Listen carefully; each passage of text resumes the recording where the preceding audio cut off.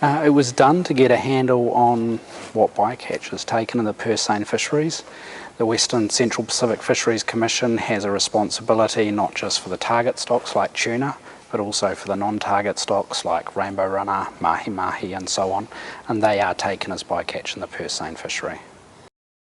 There's a combination of fates for that bycatch, so yes, some of it is actually kept for income, some of it is kept for the crew to eat, and some of it is kept purely to discard at a later point in time. So the report produced annual bycatch estimates from 2003 through to 2016.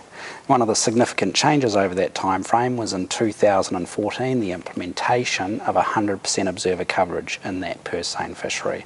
So as a result, there was quite a big shift in the data that we had available for the analyses from 2014 onwards, and you could see some quite different patterns as a result of that shift.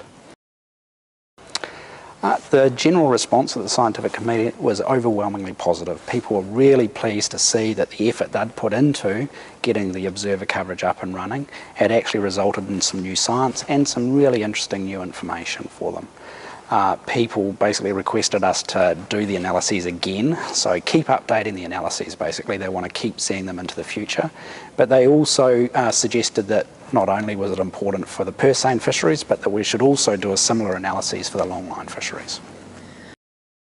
The recommendations focused on 3 areas in terms of future improvements. So we had the idea of improving data acquisition, and there are a range of approaches to doing that recommended and talked about. We had the idea of improving data processing, so how we actually do quality control on the information that we're getting in and how we make sure it gets from the observer to the databases and how we can use it. And then we also had a range of recommendations on how we do the analyses better in future.